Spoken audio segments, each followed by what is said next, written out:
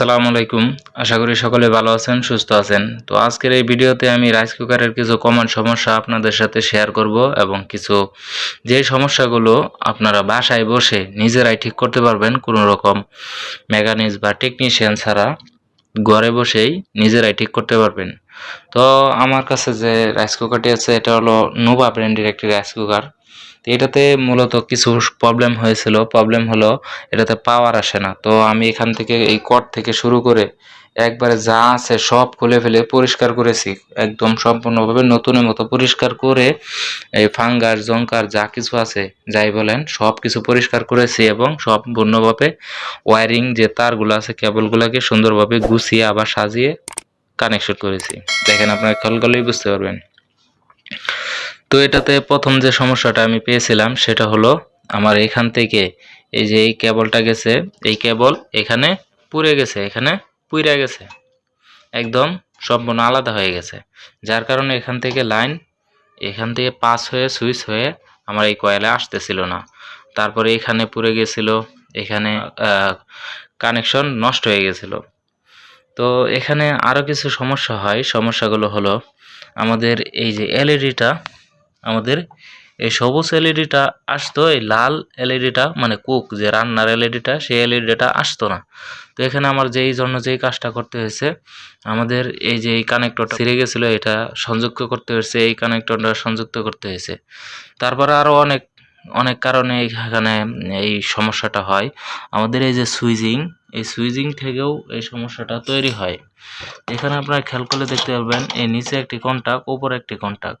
তো এই দুইটি কন্টাক্ট সুইচ দেওয়ার মাত্রই, অন করা মাত্রই এভাবে মিশে যায়, মিশে যেয়ে কন্টাক্টটা পেয়ে যায় এবং এটা দীর্ঘদিন ব্যবহারের কারণে এটাতে কি হয়, এখানে কিছু ফাঙ্গাস মরিচা এখানে জন্ম হয়, যার কারণে এখানে এই কন্টাক্টটা যখন এখানে মিশার পরও এই কন্টাক্টটা পায় না, না পাওয়ার কারণে কিন্তু এখানে পাওয়ার আসে না, এই ধরনের সমস্যা দেখা দেয়। তো সেই ক্ষেত্রে আমরা কি করব, কিছু সিরিজ পেপার দিয়ে এই যে এই মাঝখান দিয়ে এভাবে ঘষে দিলেই আমাদের এই জংটা পরিষ্কার হয়ে গেলে এই কন্টাক্টটা পেয়ে যাবে, তাহলে আমাদের এটা কাজ করবে। আরেকটা সমস্যা হয় আমাদের এই ফিউজটা পাওয়ার থেকে, মানে এই সকেট থেকে যে গেছে এই ফিউজটা আমাদের নষ্ট হয়ে যায়। নষ্ট হয়ে গেলে আমরা এটা শর্ট করে ব্যবহার করতে পারবো, কিন্তু আমরা শর্ট করে ব্যবহার করব না।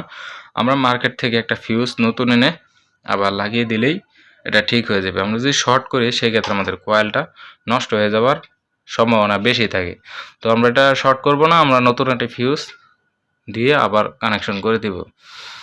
তারপর আর একটা সমস্যা হয়, আমাদের ভাত রান্না হওয়ার আগে আমাদের এই রাইস কুকারটি বন্ধ হয়ে যায়। সেই ক্ষেত্রে আপনাদের কোন কাজটা করতে হবে দেখেন, এই যে এখানে যে ম্যাগনেটটা আছে এই ম্যাগনেটটা আপনার হয়ে যায়, দুর্বল হয়ে যায়। অনেক ক্ষেত্রে দেখা যায় বাত হয়ে যায় তারপরে বন্ধ হয় না, আবার অনেক ক্ষেত্রে দেখা যায় চাল অবস্থায় বন্ধ হয়ে যায় বাত হওয়ার আগে। সেই ক্ষেত্রে আপনার এই ম্যাগনেটটা এই যে এখানে চাপ দিবেন আর এই পাশে চাপ দিবেন, চাপ দিয়ে এভাবে আর এই লকটা খুলে দিবেন, এভাবে চাপ দিবেন, এটা খুলে যাবে। খুলে যাওয়ার পর এটা মার্কেট থেকে নতুন করে একটা নিয়ে আসে তারপর আবার লাগিয়ে দিলেই আপনার এই সমস্যাটা দূর হয়ে যাবে। আর এটাতে এমন কোনো কিছু নাই যে মার্কেটে পাওয়া যায় না। এই যে একটা 40 ওয়াটের কয়েল, এটা আপনার ভাত রান্না হয়ে যাওয়ার পর হালকা হিটের যে প্রয়োজন হয় সেই হিটটা এই কয়েল দিয়ে থাকে। এটাও মার্কেটে পাওয়া যায়। তারপর এটাও পাওয়া যায়, ফিউজ পাওয়া যায়। তারপর এই কয়েল, মেইন যে কয়েলটা আছে এই যে এই দুই প্রান্তে কয়েল, এই কয়েলটা যদি পুড়ে যায় আপনারা কিভাবে বুঝবেন? এই কয়েলটা মানে খুব কমই নষ্ট হয়, যদিও পুড়ে যায় তাহলে মাল্টিমিটার আছে, এই মাল্টিমিটারটাকে 200 ওহমস রেঞ্জে সিলেক্ট করবেন। সিলেক্ট করার পর এই যে এই পাশে একটা প্রুফ আর এই পাশে একটা প্রুফ ধরার পর দেখেন ওইখানে আমাদের কীরকম ভ্যালু আসে, 71 ওহমস একটা ভ্যালু এসেছে। এই ভ্যালুটা যদি আমাদের মাল্টিমিটারে শো করে তাহলে আমাদের এটা ঠিক আছে। আবার আরেকটা জিনিস আমরা চেক করব, এটা যদি কেটে যায় তাহলে এই পাশে আর এই মানে এই দুই প্রান্তে আবার ধরার পর এটার একটা ভ্যালু আছে, সেই ভ্যালুটা যদি আসে বা কিছু কম বেশি হতে পারে তাহলে এটাও ঠিক আছে।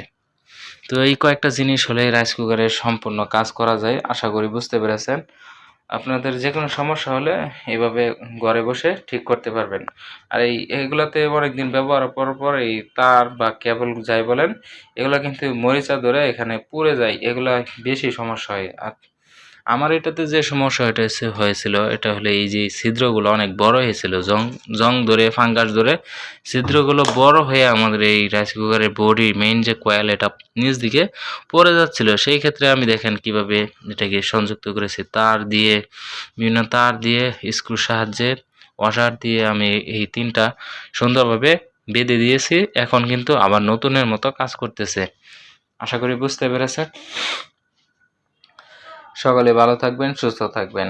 ভিডিওটা যদি ভালো লাগে থাকে অবশ্যই অন্যের কাছে, অন্য বন্ধু বান্ধবের কাছে শেয়ার করে দিবেন, যাতে অন্য ভাইয়ের উপকৃত হয়। সকলে ভালো থাকবেন, সুস্থ থাকবেন। ধন্যবাদ।